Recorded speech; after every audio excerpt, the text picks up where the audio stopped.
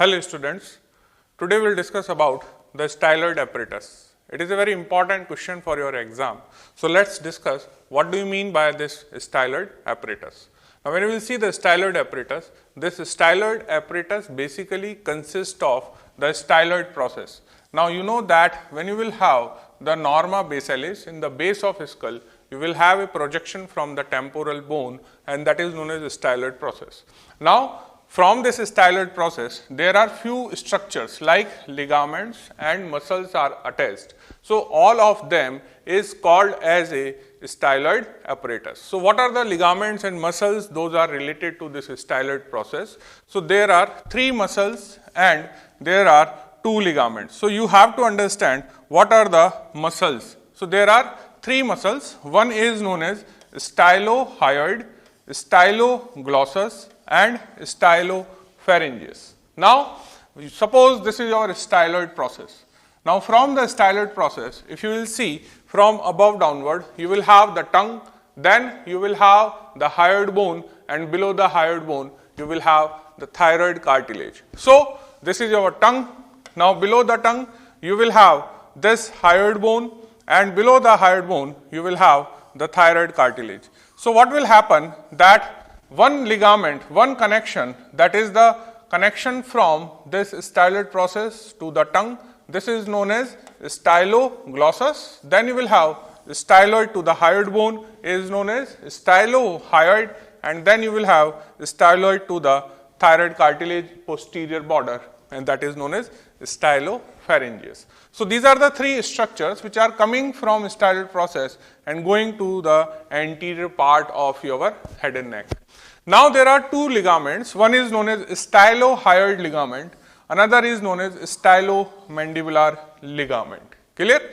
So these 5 structures plus the styloid process all are known as styloid apparatus. So the 5 elongated structures attached to the styloid process resembles the reins of chariot. Now you know that when you will have the chariot, in the chariot you have the ropes or the cords, and these cords are helpful to move the animal in right or left side, or to control the that animal, which is known as the reins of chariots. Now there are 2 cords are here which are non-adjustable. These are the ligaments, and there are 3 reins or the cords which are adjustable. Now these adjustable cords or the 3 muscles are having the 3 separate nerve supply. So this is the important question for your exam, that what are the 3 muscles of the styloid process and their nerve supply. So this is a very important one line question for your exam. So you will have the 3 muscle, stylohyoid, stylopharyngeus and styloglossus. So styloglossus is a muscle of tongue, so it is supplied by the 12th cranial nerve. Then you will have the stylopharyngeus, which is supplied by the 9th cranial nerve, and stylohyoid supplied by the 7th cranial nerve. Now when you will see the stylohyoid, it is running parallel with the posterior belly of digastric. And you know that posterior belly of digastric is also supplied by the facial nerve. So it is said that the stylohyoid, it is a detached part of the posterior belly of digastric. Clear? Now in this diagram you can appreciate that the styloid process is here. Now this is the styloid process, and this styloid process is a very long process. Now this styloid process is present on the norma basalis, and it is a long, slender and pointed bony process of the temporal bone. Now it projects downward forward direction. So you see it is going downward forward and bit medially. It is not exactly in the straight line, but it is going downward forward and little bit medial in the direction. It is on the inferior aspect. The length is, average length is 1 inch, or you can say 2.5 centimeters. The root of styloid process immediately anterior to the stylomastoid foramen and lateral to jugular foramen.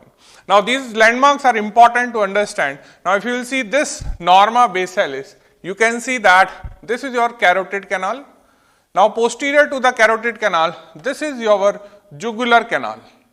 And the important thing is that this is your mastoid process. So, between the mastoid process and your styloid process, you will have stylomastoid foramina. So, when you will see the styloid process lies in the norma basalis between this jugular canal on the medial side and the stylomastoid foramina on its lateral side. Clear? Now, when you will see this styloid process is divided into the two parts, because here you can see that this bone is actually covering the upper part of the styloid process, which is not visible here. So, you have to understand that the root of the styloid process, this is actual length of the styloid process, but when you will see, you will realize that this root here is covered by the bone. So, the styloid process is divided into the two parts, the proximal part of the styloid process, and that is known as tympanohyal, and the distal part of the styloid process, that is known as stylohyal or styloid process proper. Now, this proximal part is ensheathed by the bony projection or the bony part of the tympanic plate, and this area is here. Now, this area of the styloid process, which is not visible because this root of the styloid process is covered by the bone, and that bone is nothing but it is a part of the tympanic plate. Then you will have the remaining portion of the styloid process which is visible, and this visible portion of the styloid process is known as stylohyal or the styloid process proper. Now, when you will see the relations of the styloid process, there are some questions in your exams which comes from this slide, that which structures lies on the medial or lateral side of styloid process. So, what is the first important relation here? That it projects between the external and internal carotid artery. So, this is the first question. It lies between the upper part of external and internal carotid artery. Clear? Second thing is, it is interposed between the parotid gland laterally and internal jugular vein medially. Clear? Now, the third is very important, because here you have the relation with the facial nerve. So, it says that laterally the facial nerve crosses its base and external carotid artery crosses its apex. Clear? So, here you have to understand the three important relation. First, external and internal carotid arteries. In between you will have the styloid process. Second, parotid gland and internal jugular vein. In between you will have the styloid process. And third, on the lateral aspect you have the two relation. One is the facial nerve and another is the external carotid artery. So, we will see these relation in the different diagrams. Now, in this diagram you can see that this is your external carotid artery, and here you can see the internal carotid artery. Now, we are saying that the styloid process lies between the internal and external carotid artery. So, one artery becomes superficial to the styloid process, one but obviously become deep, because suppose this is the internal and external carotid artery of my left side and this is the styloid process. So, when the process will come in between these two arteries, this become deep, this will become superficial. So, the superficial or the laterally placed artery is external carotid and deep is the internal carotid. So, you can see here that this is your styloid process.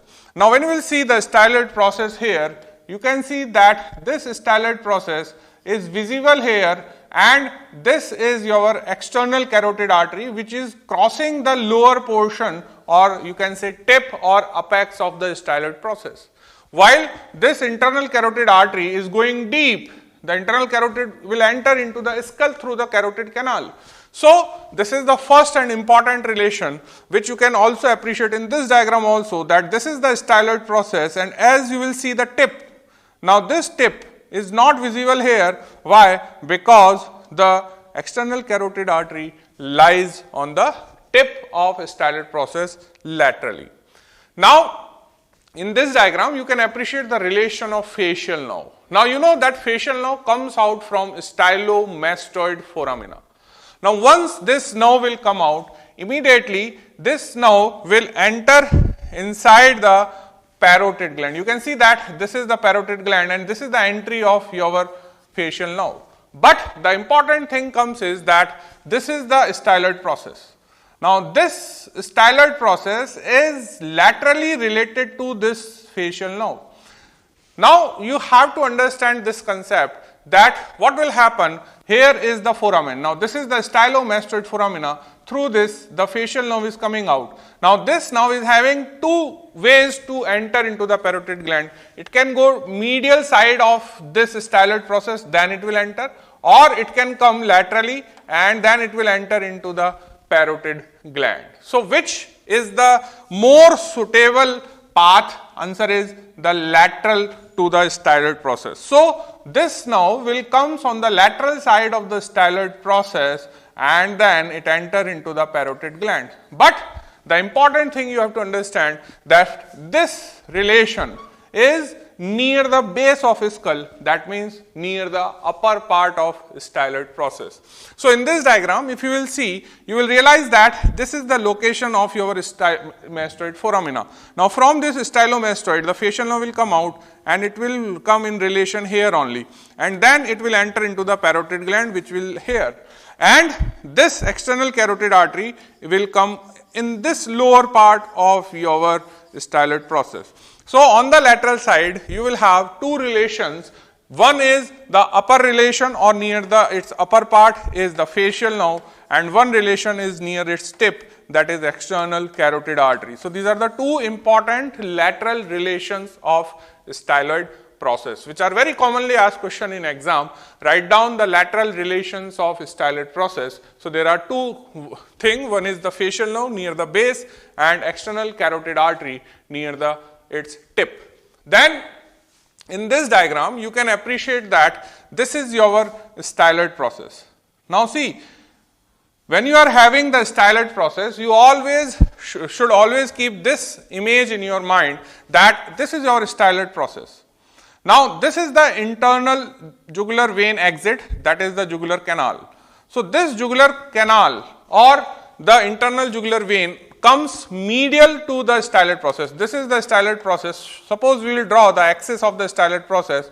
So here you are able to appreciate that internal jugular vein exit through this space. So this space is medial to this vertical line. So the internal jugular vein is in the medial relation of styloid process. So this is a 2D diagram. So it is saying that it is anterior, but it is not anterior. It is actually here. The internal jugular vein comes here in relation to your styloid process.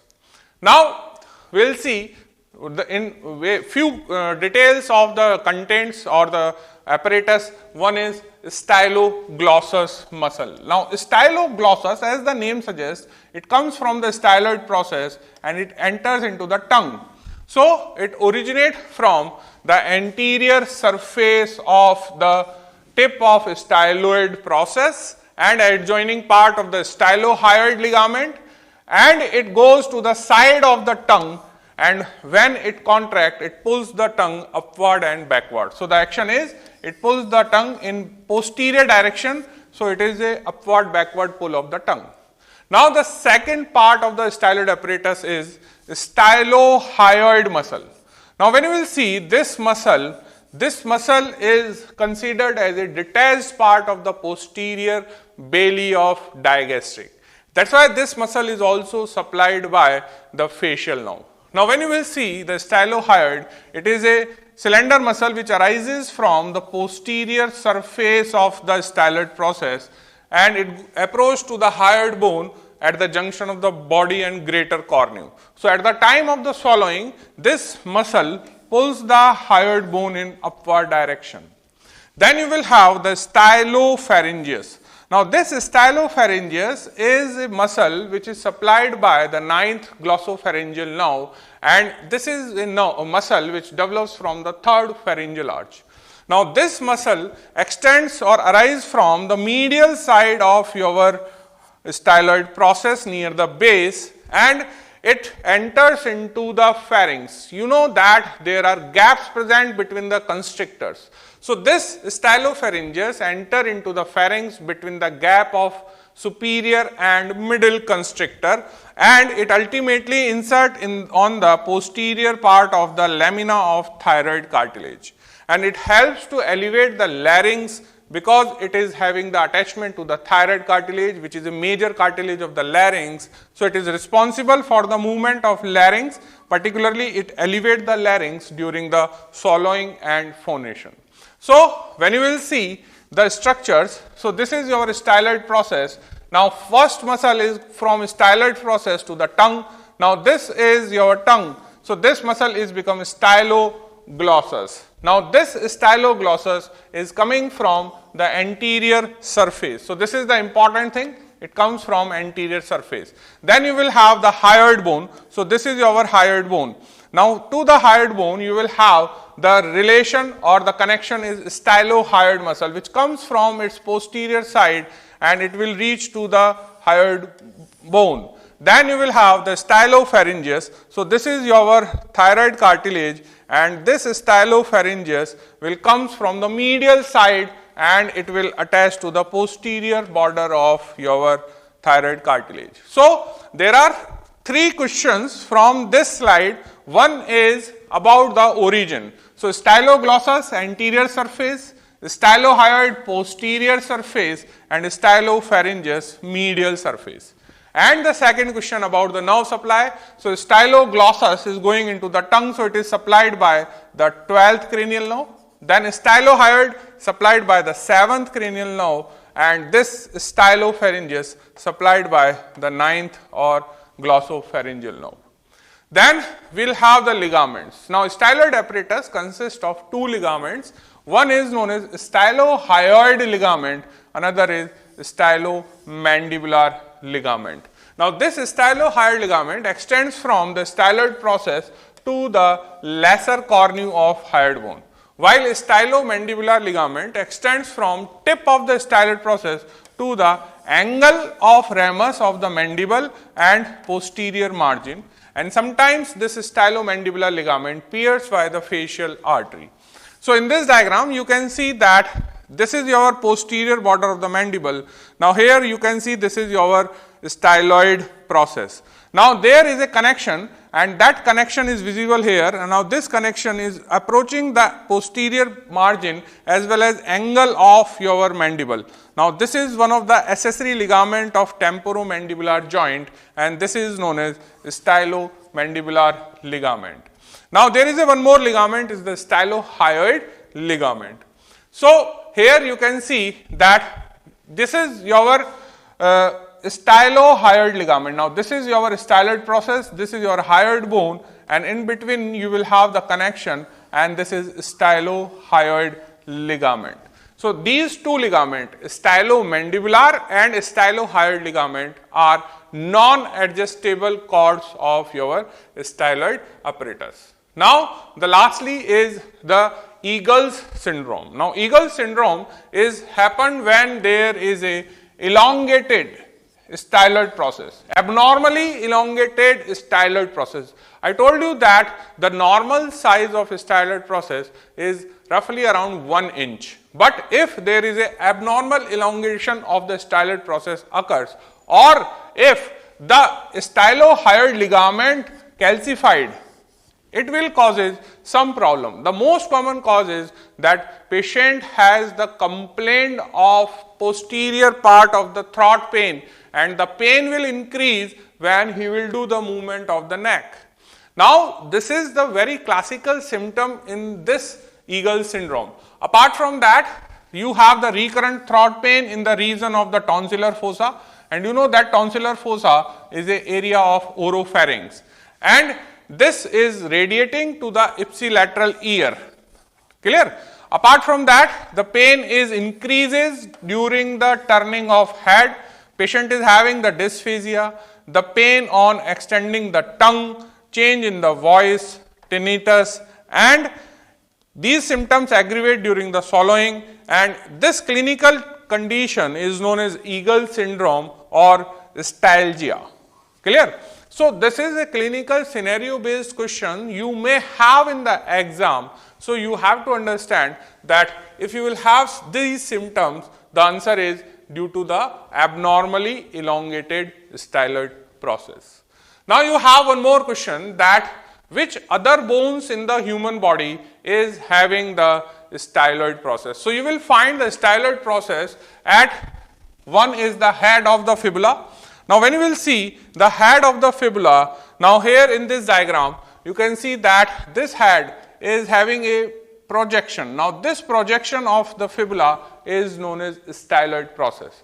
Apart from that, the radial styloid process, now you know that this is the lower end of the radius, and in the lateral side you have a small projection, and this projection is also known as styloid process of your radius.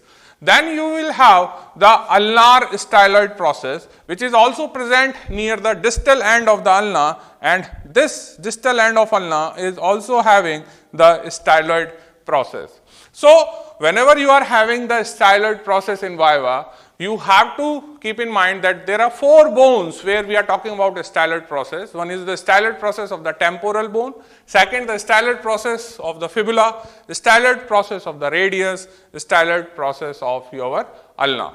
So at the end of this class, we are able to understand that what is the styloid apparatus, which muscles and ligaments contribute into the styloid apparatus, and what will happen if there is a abnormal elongated styloid process will occur. So this is all for this class. Thank you.